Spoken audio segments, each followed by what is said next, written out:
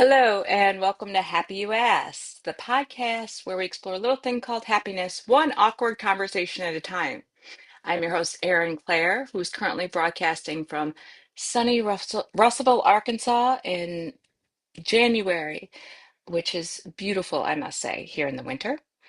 Now, this conversation is particularly awkward because I am joined by myself. There's nobody else here, and there's a reason why. Uh, I have created 25 episodes of Happy You Asked. And so I thought it makes sense to have a little reflection on the things that I have learned from this experience thus far. So, those of you who don't know me personally, again, I'm Erin, and it might make sense for me to tell y'all a little bit about me and how I came to happiness as a research area and hence this podcast. So, I was born in Painesville, Ohio, and grew up there. Painesville is just a wee bit east of Cleveland, right on Lake Erie. Um, and uh, I was my parents both worked for local government, and I grew up like almost across the street from this little liberal arts college called Lake Erie College that my family had no relationship to, but I saw it outside my window every day growing up, and it was this like bastion of peace and smart people and class, right? I was like, so. I wanted to be a part of that type of life. But I spent most of my youth actually in music. I played saxophone and woodwinds and was obsessed with it and was pretty good when I was young. I really wasn't bad. Um, but I knew that's not what I wanted to do with my life. I ended up going to Case Western Reserve University, and that changed my life because there I discovered, hey, actually, I can really do this thing where you become a professor and like live a life like at a Lake Erie College type of place. That's wicked cool. So I got my bachelor's degree in English. Um, and then I went to Texas State for my master's degree in literature, began teaching college there, and fell in love, absolute love with that. Got my PhD at the University of Missouri Columbia, and then went to Arkansas where I became a grown-up professor. So I was professor of English in Arkansas at Arkansas Tech University. That's where I started my full-time teaching career. And I gained tenure there. My area of study throughout my PhD and up until tenure was sexuality, gender and sexuality. So I studied a lot about love and the way people conceptualize it, things like that. But that's a little bit hard to study openly in Arkansas because it can just, I'd say sexuality. And you're Satan, aren't you, lady? Fired, right? So, I mean, there's still plenty of ways to do it, but it was a little stressful sometimes and also limiting. Once I got tenure, I really was interested in solving even more things for myself that had been hardest for me to come to grips with. So I've had depression my whole life, like seriously my whole life. You're like, no, you didn't. Erin." No, like seriously, 5 years old. You can ask my besties. They'll be like, oh yeah, totally, she did. Is that possible? I don't know, right? I'm not that type of doctor. I'm a doctor of English and culture. So I really wanted to think about happiness because that's part of thinking about sexuality, about love, about beauty, gender, all these things related to happiness, right? Which is the ultimate goal. A successful life is not necessarily an easy life, but to me, it's one where the person taught other people how to live by their own living. So to me, that's a successful life. And so I wanted to figure out how to go about doing that. In that research and really thinking about it for myself, I became a yoga teacher because that was one path. I went to church a lot, thought a lot about spirituality, um, personal growth, the greater good, all of those things, and crafted then a graduate class in happiness that looked at it from all different literary and artistic perspectives throughout the West, especially, but other places too. How have people throughout written history really thought about happiness? what are the ways they've tried to go about it. And that was so much fun teaching that. Oh, my heart. That was is the moment when everything comes together, right? And you're like, oh, I'm doing the thing I was put here to do. I mean, it was so fun. So I taught that class as often as possible at the graduate and undergraduate level, in person and online. And the students would come up with definitions of happiness that were evolved, right? They'd be very simple and very complicated and backed by all sorts of research. I mean, it would evolve over time. My favorite thing, though, that I did for that class is their final project had to be an intervention of happiness in some way, where through the observations they had been doing all semester, they would figure out something that would help either their own happiness or the happiness of the workplace or with something else, right, that they could put into practice and see if that was true, their hypothesis. Um, of course, depending on the project, some of it required like IRB approval, all that stuff. So that's for academics. We're like, but did you? Yeah, I did. Okay, I'm not back, y'all. Tense all the time with judgments. Look, I did. Anyway, it was, and sometimes it didn't if it was just involving themselves in a practice they would put into place and see how it helped, how hard it was, what the challenges were. And so people had the coolest stuff. It'd just be like subtle little shifts and gosh, the break room. It would make people happier. It didn't have to be like, oh, huge changes. It was the smallest things. And so I adored teaching that class. And that became like, oh, well, this is what I need to study. After I got you know, hung around in tenure for a little bit. Then I got promoted to an associate dean position, and I began to put that in practice with academic administration and created with my dean at the time, Jeff Woods. Holla, Jeff Woods. Have fun. What we called the Joy Project. And the purpose was to actually just spark more joy, right, within the faculty, because we knew that that would help in other ways that we other issues we were trying to solve. It helps with their teaching, it helps everything, right? So there were so many different avenues through research that went through to create what the Joy Project was, so that it had all of the elements that made sense for people, but yet wasn't invasive or and it wasn't forced family fun, right? Nobody likes that crap.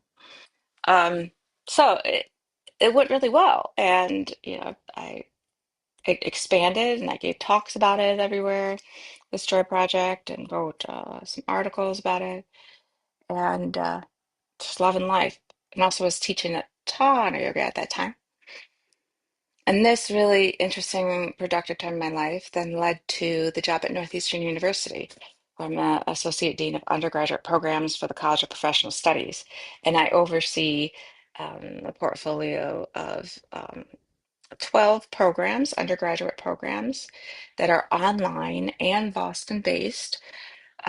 They're all degree programs, and they are for um, continuing edu- continuing students only. So we don't take in my college any first-time full-time students. They have to be transfers. That means that I know a ton now about transfer agreements. Because what I do is I create pathways for people who would not have access to the caliber of degree that Northeastern offers without CPS's assistance and financial help. So the cost of a private university degree in Boston right now is like crazy, nuts, so bananas. I mean, it's like 90 grand. It's insane. It was room and board. So that's not what my college costs. So it's not residential. And again, it's for continuing ed. It's for people who've been out in workplace or their life paths may have taken them, to have children first or to work first or for all sorts of things that happen. Maybe they got sick and had to stop college. They can come back, right? And get this world-class degree either for free or for one-sixth of the cost of what, it would be at the residential part of Northeastern. And what is nice to me is that's worth traveling across the country because I give people who are deserving this really awesome degree. I mean, it is amazing. And the model there at Northeastern is all about experiential learning, right? They're the global leaders in co-op. So people who co-op is part of the educational experience. So the students are expected. the vast majority of them, to go on a co-op where they're paid, right? That they're working at a place, but it's part of their degree. And this then extends to every class that has what are called XN projects, experiential projects, where they work either with, say, a local company or nonprofit or something in the community to solve issues that exist. So all the work is hands-on. It's wicked cool. Um, it's also really hard and tiring work. So that led me then to think, okay, well, I'm doing this job and it's really time consuming, but I am still, a faculty member. That means I still have to keep my research up and I still want to. So one of the ways I could do that was through a podcast because that's time bound. And the thing with an academic administration is it will take up all day, every day, and all night, right? If you wanted to. So I need projects that are carved out, and this one is perfect. And it's been so fun, right? I've loved it. So that's who I am. Um, I teach yoga and I travel back and forth between Boston, Massachusetts, Northeastern, and Russellville, Arkansas, where my family is. And I take 2 trips a month that way, which is 8 total flights because there's no direct flight. Of course, there's no direct flight. Of course, not. That'd be easy. But I teach yoga both places, and it's a really interesting and tiring, but cool life. So that's me. Now, every guest, though, I ask them, what is your definition of happiness? You're like, Aaron, what's yours? I won't get myself out of it. There's two hard things in any interview that Happy You Asked interview I do. One is this one, their definition, and the last is the song, right? I ask them for a song for the playlist, and they're always like, why don't you ask me some easier, evil lady? Anyway, my definition of happiness is finding the joy in right now, finding the joy in right now, this moment, finding the beautiful things about it, even hard moments, moments I don't like, finding the joy in those. So finding the joy in right now. Okay, to the nitty gritty. Top 5 things I have learned from hosting 25 episodes of Happy US. Number one, community and connection matter the most. So more than anything else, when I ask people what's one of your happiest moments that you recall, it involves somebody else, right? So their happiness moment is with a child doing something they love, or a spouse or partner, or with their students, or with some community group, right? It's something. It was with other people that they were experiencing something, and it's stuck in their mind as particularly wonderful. That doesn't mean that moments, where we accomplish something on our own aren't happy, but the happiest are in community. What this means is that, you know, the people that we cultivate spending time with, be it family or friends or groups of various types, these people nurture us just by their very nature of being alive, right? And again, I'm talking about people that we choose to spend time around. Not everybody nurtures in that way. No, some steal, take, right? But the people who nurture who you are as a human being, being around them, right? Just by being around them, we are happier. We look grow. We can become more of ourselves. We can see ourselves better. And we're happier. And we revel in their joy and their success and when they overcome challenges, all of those things. So, community matters. Now, this is also really tough for someone who spends her life now as a nomad because community is often about stability. That's really the key. And I am flying everywhere. It means it makes it very difficult to teach yoga, especially because that's usually, you must be there every Wednesday at blah. Right? Thankfully, here at in Russellville, Arkansas, I have the most amazing place that I teach at, Forza. Um, and they just let me teach whenever I want whenever I come to town. Like I am freaking Beyonce. So thank you for making me feel that special. Also, just for the gift of teaching because it's an incredible community. And then every Sunday, I can guarantee you, I am in Boston because I teach then, with some exceptions for birthdays, things like that, where I'll get a sub. But I teach at Waverly Oaks Athletic Club, Waltham, Massachusetts, and I also teach online yoga every Tuesday, and I can do that from wherever I am, unless I'm flying. So, anyway, though, I mean, I'm grateful, but it also means that I have to build stability within more and traditionally unstable, like it's rather unstable life, in the sense that I'm always back and forth. So I build stability within there so that I know there's community here and that will nurture me and community there that will nurture me. Other places like churches can do that for people. There's all sorts of means, but develop your community, number one. Number two, the top five things is that the happiest people I find have found a purpose to their lives that is greater than just themselves. Now, that's a way of saying that can mean so many things, right? So, finding a purpose to your life that's outside of yourself, it doesn't have to be one shape. That doesn't mean and therefore I am, a priest or, I'm going to become a monk or I only, Mother Teresa it out and giving all my time and energy at all times like a volunteer. No, it just means that there's something in your life that helps the world, you feel, in a greater manner that's active and out in that world. So it could be, art. Some people find it that way, that greater purpose, or creating music, or through teaching or creating something else that serves the greater good. So usually creation, like giving of yourself or helping in some manner, where we give ourselves away, parts of ourselves that we like, to the greater good. Right? So, like for me, you know, my work and both my day job, my net job, like my side hustle as a yoga teacher, all of those for me contribute to that greater good. So that part of my life makes it easier to be happier. Now, some people can't find that within their work and they can't leave for whatever reasons, but there's other parts of your life than just work where you can find a purpose that serves the greater good that really nurtures you. So that was number two top things I've learned. We have to have a good purpose to our life that we feel aligned with.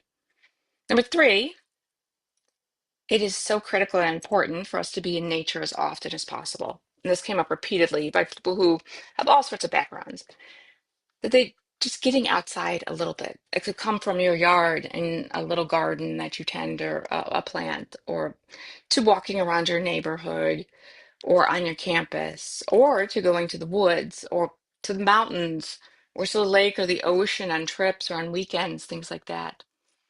The point being, every single day of your life, get out and be in the world at least a little bit, right? You got to get out there.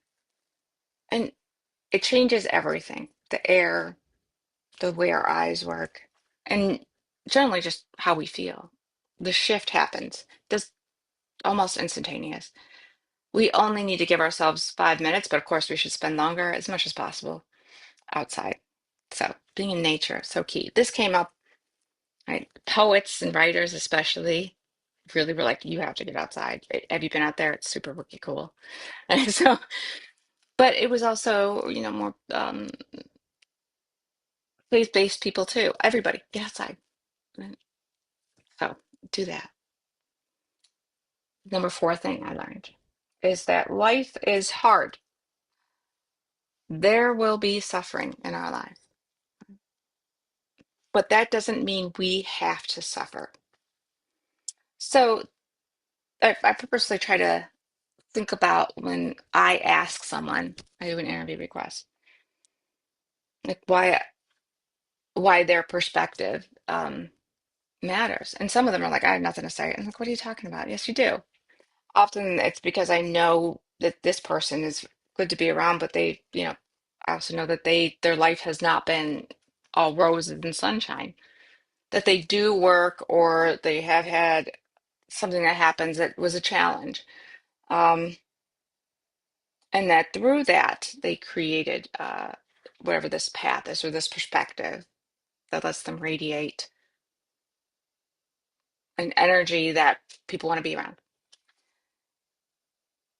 So, I mean, some people I've interviewed, they've had intense pain or tragic loss, or they're really entrenched in, say, political strife, or they've had poverty, or they talk about how we all, think about and worry about, different political, economic, social issues. And these things matter. They matter a lot, right? And they will happen to us. And they're happening to people all around the world every single day, every moment. These horrible things. That's just the truth of being human. Suffering is the truth of it. But how we react to that suffering makes all the difference in our time here on Earth. So, what do we do when suffering happens? Do we suffer? Or do we figure out some other way while still suffering that we can experience life? Everything, this concept is so key to happiness studies, at least in my head. What do we do with suffering and unfairness and tragedy? Right? Because we know that we can't just turn around and be like, and never mind, I need to be happy, right? That's not ethical. And we can't be happy in that way if we know that it's fake. So when I talk, that's why it's so fascinating to talk to someone like Carolyn Hackrott, about emergency management and preparedness, right? She's training people for the tragedies. She's enmeshed in all these like the worst things. It's awful, horrific stuff happening to people. And so I really wanted to talk to her because I was like, well, I can still be happy if that's what you see. And what the moment in that interview was when she said, well, no, I get to see the greatest of humanity. That's what comes out during those moments. And I was like, oh, yeah, that's why you do it.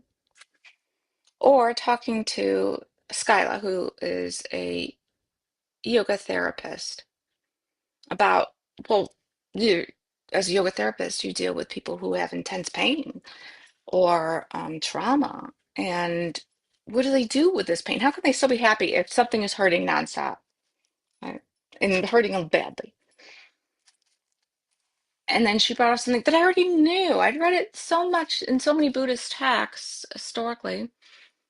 This idea that you befriend your suffering.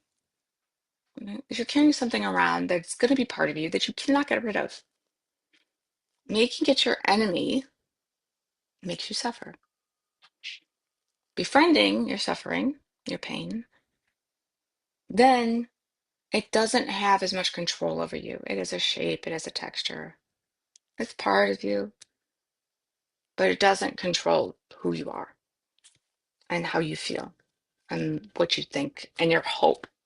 And that was another moment I was like, oh, yes. In practice, this is what they were talking about, these Buddhist texts. In practice, it looks like this. That's what always got me. Yeah, it sounds really nice for your mountain and your yellow robe or whatever, but I don't know how to do all that. But then hearing Skylar say, no, this is step one, step two, step three, right? This is how you actually do it. I was like, wow, like, this matters. So we don't have to suffer. And there are steps that people have taken to help explain that to us in all different ways, from neuroscientists to psychologists like Caleb Lack, giving us steps to how to suffer a little less. Hey, let's look at how much you're scrolling. And what are you looking at?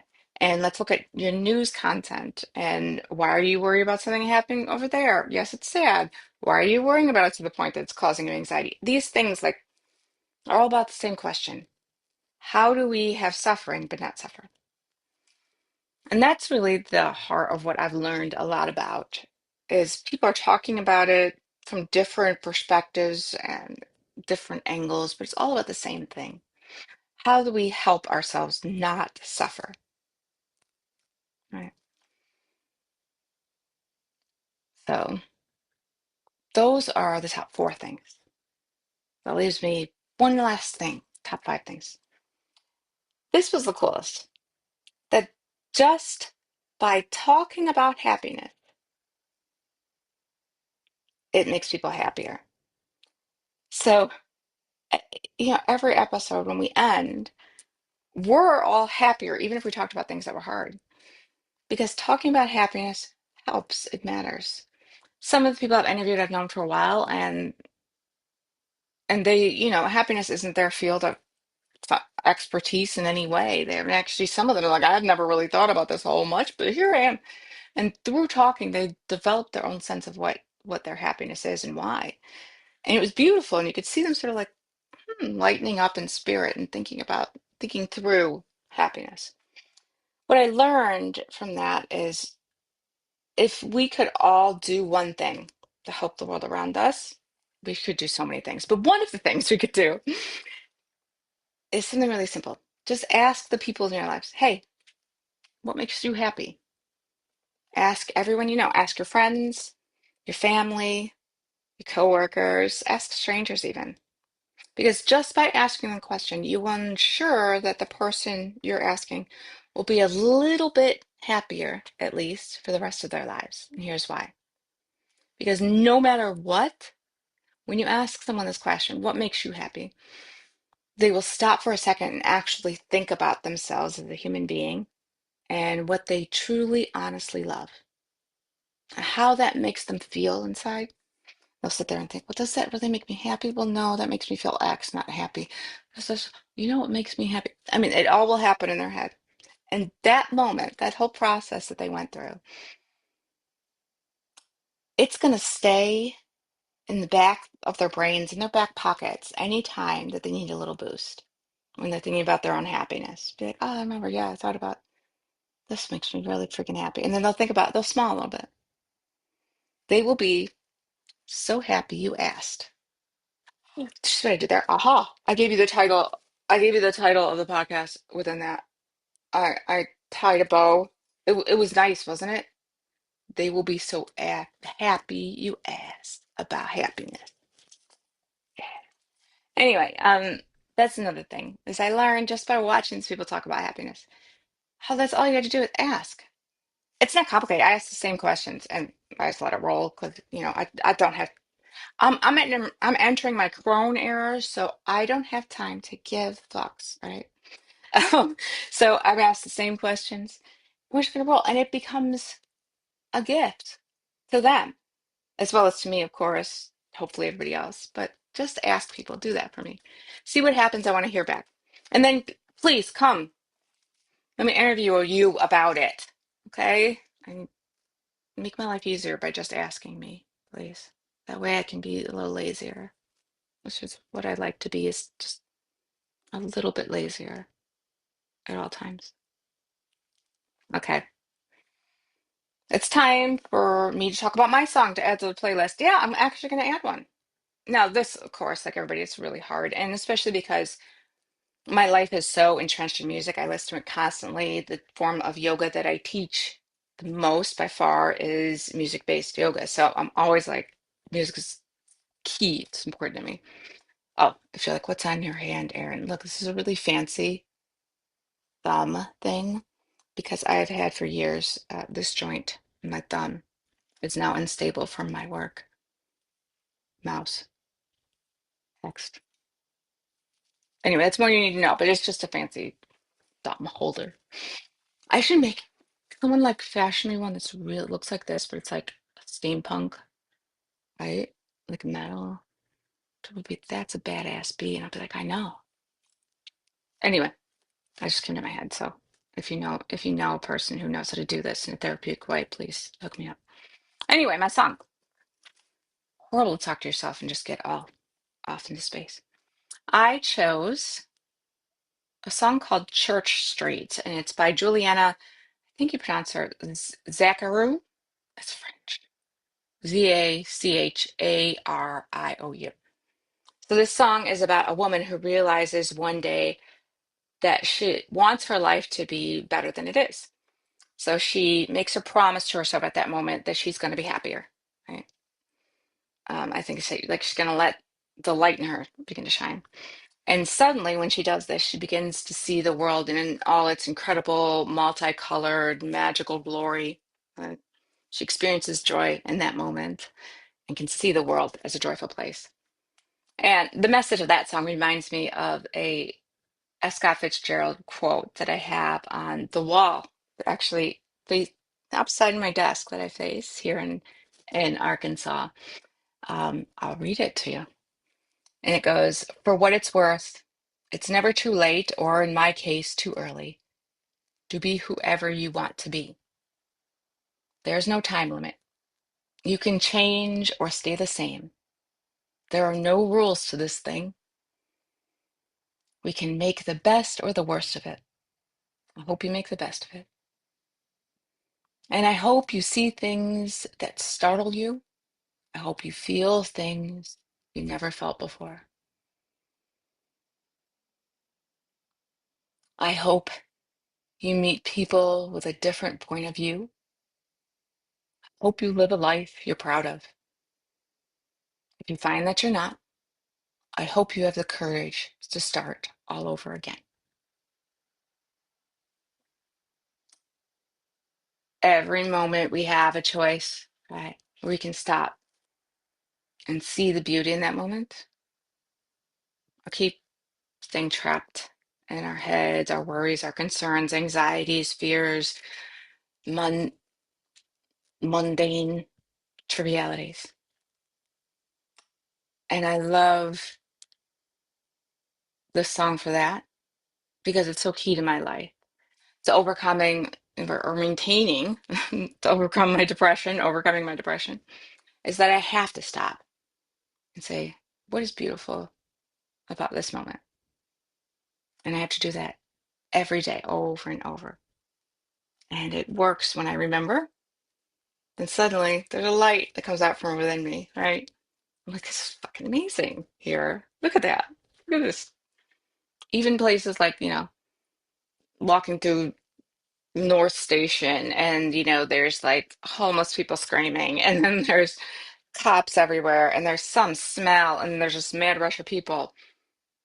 There's two ways Aaron can deal with that. One is pure anxiety and just like panic. Another is, look at all these people. This city is so cool. Look at all this orchestrated.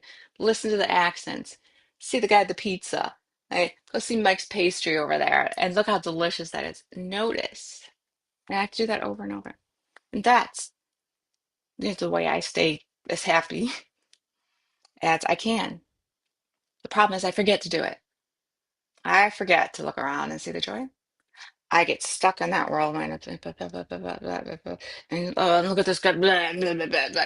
And if I stay there, I'll start spiraling down. Everything's awful, and all the people are awful, and humans are awful, and this whole world's awful. It's awful. And I'm not doing anybody damn good acting that way. Nobody, especially not myself. So I stop. Like a girl in Church Street of the song, and saying, I'll be happier right now. I'll be happier right now. Look at this beautiful world. So, my loves, thank you for listening or watching this podcast. Thank you for support. Please let me interview you or suggest somebody that you think would be interesting. I would absolutely love to do that. And may you be happy. Let's maybe hear a little bit of a song.